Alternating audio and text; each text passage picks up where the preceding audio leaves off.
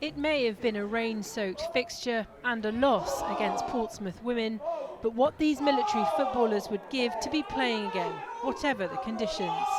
We kept in contact with them over this time. I think it is important just to socially keep connected and to look after them, the best we can, make sure they're okay.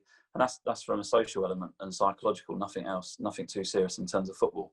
But we have also helped them keep progressing as well, because these girls have been back in training since July in their civilian outfits. And they were getting excited about the, upcoming UKAF game and the inter-services as well, which obviously was a big disappointment for them.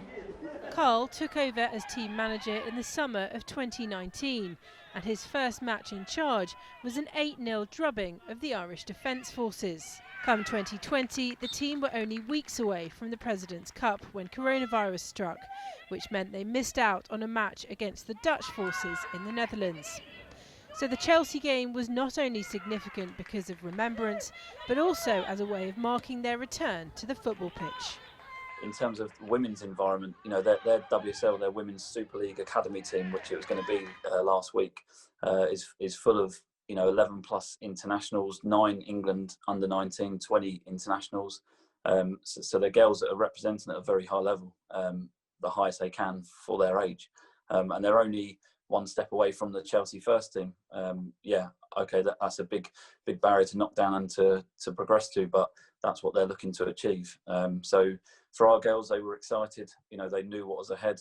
Chelsea had really opened their doors to us. They were going to host the event at Kings Meadow, which is the Chelsea women's home stadium for the Women's Super League games. We were due to visit Cobham, which is Chelsea's main training ground, where the women train out of every day. We were due to do a training session there on the Tuesday to prepare.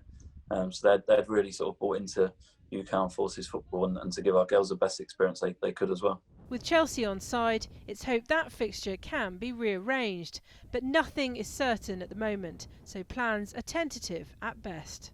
The staff that I have with me won't let us just sit and wait and do nothing. So that will be constantly tested to myself, but we won't sit and do nothing and not plan anything.